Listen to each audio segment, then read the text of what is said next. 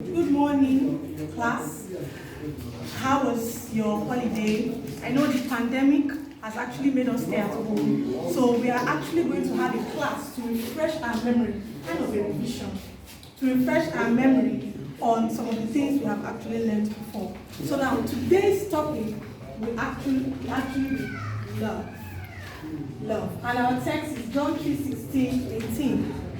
Okay, now the specific objectives are: 1, define love; 2, explain the types of love; 3, discuss God's love for man; 4, narrate John's message of love for one another; 5, state the significance of the study.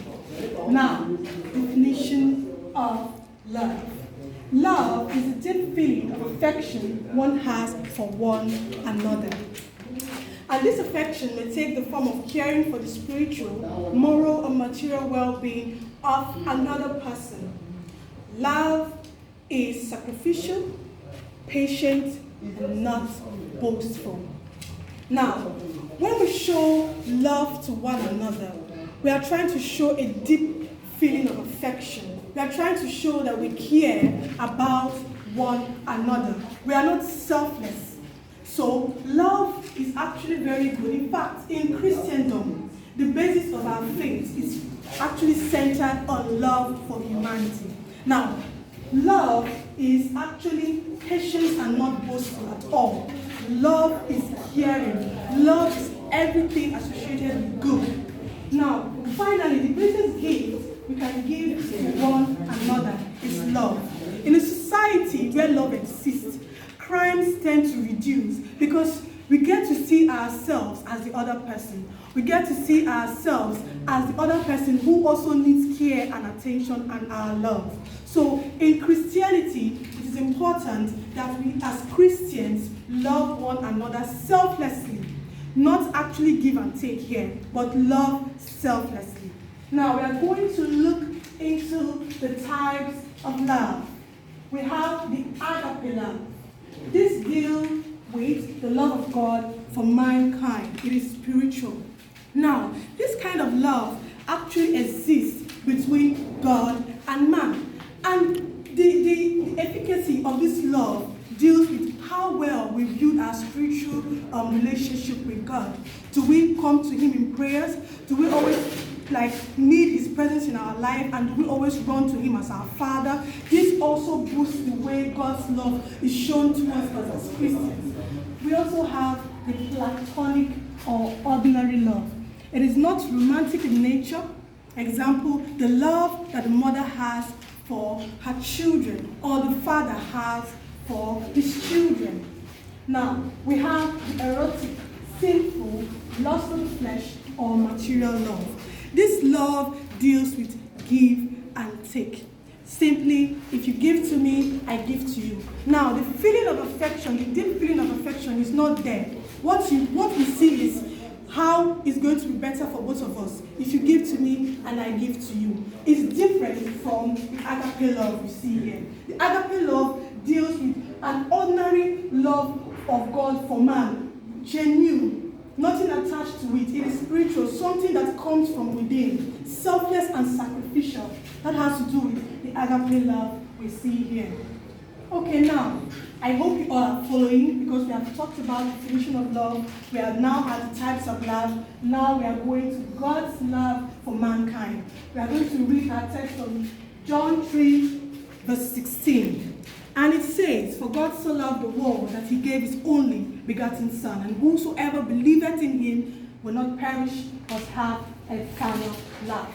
Now, God created man in His own image. Now, God could have created man in any other thing because He is God and no one can challenge Him. But He decided to be part of man. That is to tell you the extent to which He loves man. He wanted to share in the pain of man, the joy. He wanted to be there for man. And so He said, "I will create man in my image." That shows the extent to which He loves man. So now God sent His Son to die for us. Now, the whole essence of Christianity is centered on love. And this love is based on the death of Christ for sinners, for a kind of liberation, to liberate them from their sin, to actually embrace them into what? Christianity, into love. So God sent his son to die for us and to actually liberate us from sin and to show us a new way which is his love. That is because he is selfless and his love towards mankind is genuine. Now, John's message of love for one another. John's message of love for one another.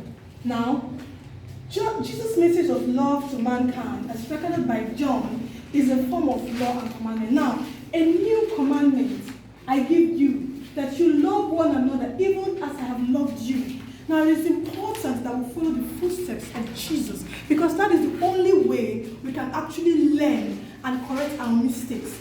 We are not all knowing, and so when we are actually not getting it right, it is important that we actually seek the face of God. And so Jesus is telling us that the greatest commandment is given to us right now is for us to love one another, so that men will know that you are my disciples. In other words, men will know that I am your master, and I have taught you very well, and you are living up to the exemplary life that I actually taught you. Okay, that is actually based on this particular one. So now, Jesus said we should not discriminate. Now, it is important for us to note that some people actually center their love on families, on people that are close to them, on their friends. It is important for you to actually show love to even people you do not know. Once in a while, you can visit the orphanage, show those children love who do not have parents, and actually help them out in one way or the other that you are available to help them out in. Okay, so now Jesus commands us to show genuine love, not material love, not give and take kind of love. Genuine love, sacrificial love, selfless love. That is what Jesus is actually telling us right now to do. Now, the significance, the importance of this lesson. God's love is not fake. God is not doing it so that you will do this for him. God is doing it because he is love himself. And his love is steadfast. And that is why his love is not fake. His love is not original. It is not counterfeit.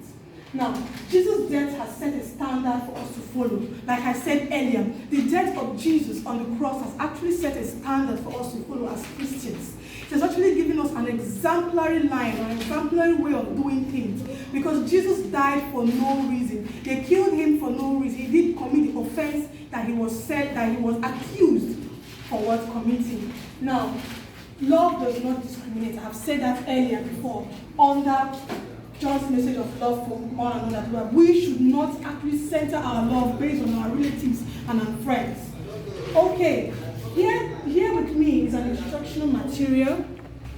This depicts love. You can see laughter. You can see the whole environment is actually blown, everywhere is happy because love exists between these people.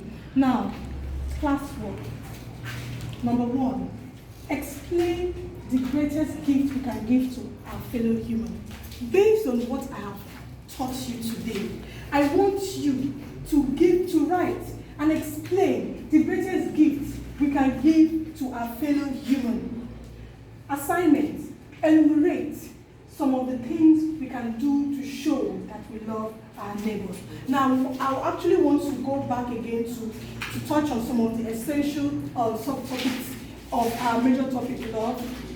We talked on the definition of love, where I said that love has to do with a strong feeling of affection, which is not actually selfless, which is genuine, which is something that comes from within. Now, I went on to state the types of love. I mentioned agape love, platonic love, erotic love.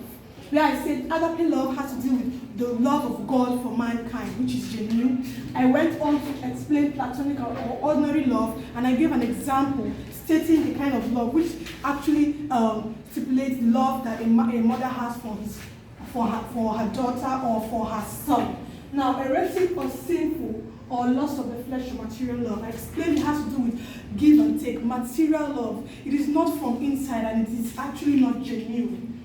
I went further to explain God's love for mankind, and I actually read a Bible verse in John 3 verse 16, where I stated that for God so loved the world that he gave his only begotten Son. and whosoever believeth in him will not perish but have an everlasting life.